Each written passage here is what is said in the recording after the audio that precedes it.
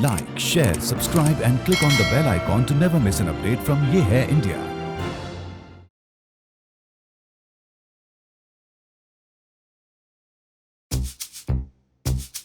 क्या आप जानते हैं, आज हमारे देश में किसी भी व्यक्ति को शॉल से सम्मानित किया जाना सबसे ज्यादा आदर और सम्मान की बात माना जाता है।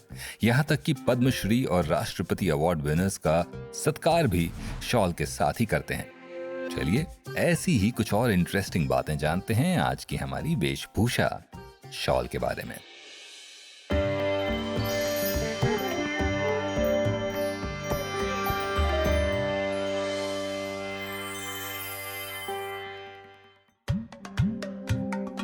शॉल पर्शियन उर्दू भाषा का शब्द शाल से आया है।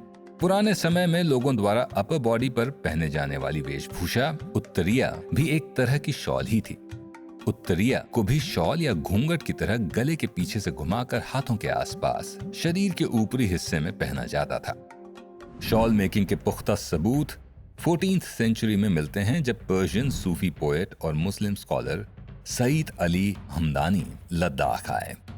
वहां उन्हें पता चला कि लद्दाखी कश्मीरी बकरियों का ऊन बहुत ही नरम होता है, तो उन्होंने उस बेहतरीन ऊन से सॉक्स बनाए और उस समय के कश्मीर के राजा सुल्तान कुतुबुद्दीन को गिफ्ट किए।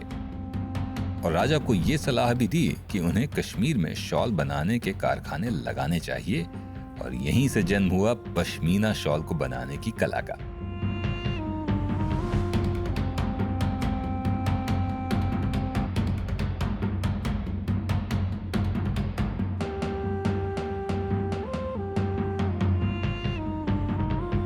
वहीं दूसरी तरफ कुछ लोग 15th सेंचुरी के कश्मीर के राजा ज़ैनुल अबीदीन को पश्मीना इंडस्ट्री का फाउंडर मानते हैं। उनके हिसाब से ज़ैनुल अबीदीन सेंट्रल एशिया से बुनकर यानी वीवर्स को कश्मीर लेकर आए और लोकल लोगों को इस कला की ट्रेनिंग दी।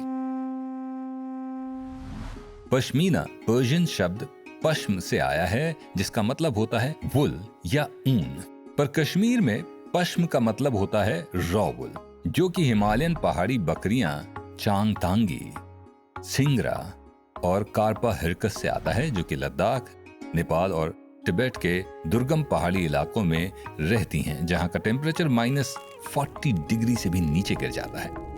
लग्जरी और फाइन लिविंग के प्रतीक पश्मीना ऊन बस 12 से 14 माइक्रोन्स जितनी मोटी होती हैं और एक ह्यूमन हेयर से 6 गुना पतली। इसीलिए कई बार शॉल बनाते समय थोड़ी डेंसिटी देने के लिए सिल्क को पश्मीना ऊन में मिलाया जाता है।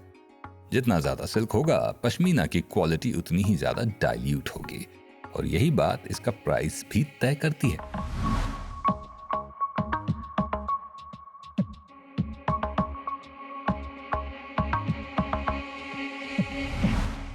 अकबर की पश्मीना शॉल में काफी दिलचस्पी थी।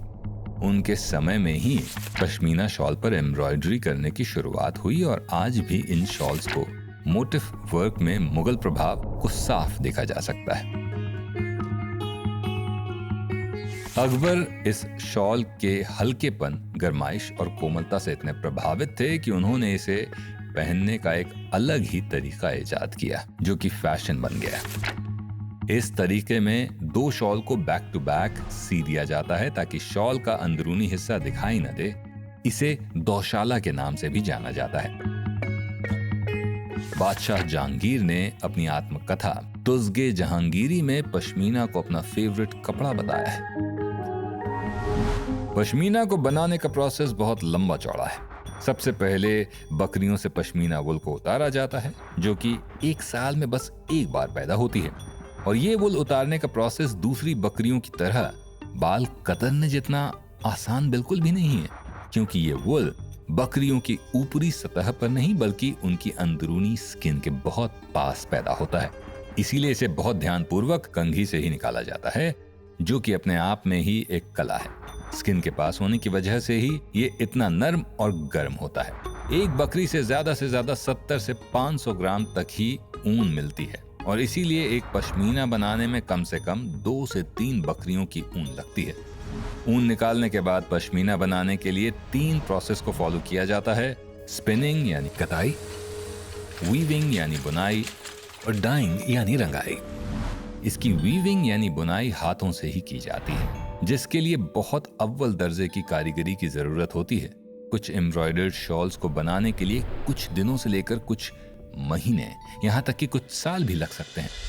हम लोग डिजाइन को ही शॉल में बुनते थे, जिसको हम कानी बोलते हैं। बट कानी because it takes a lot of time और उसके प्राइसिंग इज ऑब्वियसली ज्यादा हैं, तो at some point in history ये हैंड एम्ब्रॉयडरी, जिसको हम कशीदाकारी बोलेंगे, was introduced just to bring the prices down. A normal shawl standard size is approximately 38 inches by 78 inches, which weigh anywhere between 140-150 grams. So Pashmina एक heirloom है, which would suffice you for a lifetime if you ask me, and you're also, being a part of slow clothing like that.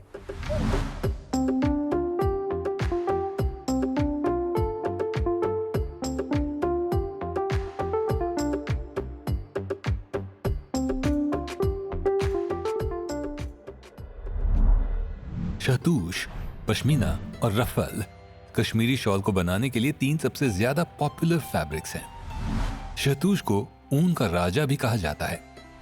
इससे बनी shawl अंगूठी के बीच में से भी निकल जाती है, इसीलिए इन्हें रिंग शॉल भी कहा जाता है। शहतूश से बने हुए शॉल ज्यादातर कंट्रीज में बैंड और इलीगल हैं। ये ऊन तिब्बतन हिरन, जिसे चिरू भी कहा जाता है, से मिलता है और हिरन की ये प्रजाति अब खतरे में है क्योंकि इन्हें इनकी स्किन और फाइन ऊन के लिए मारा जा रहा है।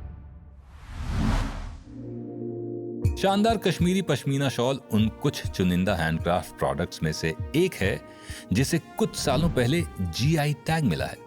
कानी पश्मीना शॉल को बनाने की टेक्निक और नॉलेज पूर्वजों द्वारा अपनी नेक्स्ट जनरेशन को सिखाई जाती है और गवर्नमेंट की 2016-17 की सेंसस रिपोर्ट के हिसाब से बस 10,000 कश्मीरी कारीगर की फैमिलीज ही इन शॉल्स को बनाने का हुनर जानती थीं, जो कि 2007-8 की 1,03,000 फैमिलीज के कंपैरिजन में 10% से भी कम है। और अब तो बस 2,000 फैमिलीज ही बच गई हैं। वो कहते हैं ना कि सच कड़वा होता है, पर ऐसा जरूरी भी नहीं है कि हर सच कड़वा हो। जैसे कि ये सच है कि हम आपसे फिर मिलेंगे वेशभूषा के एक और नए एपिसोड में, जहां हम आपको लेकर चलेंगे ऐसी ही एक और अद्भुत, विचित्र और शानदार वेशभूषा के सफर पर। थैंक यू फॉर वॉचिंग वेशभूषा।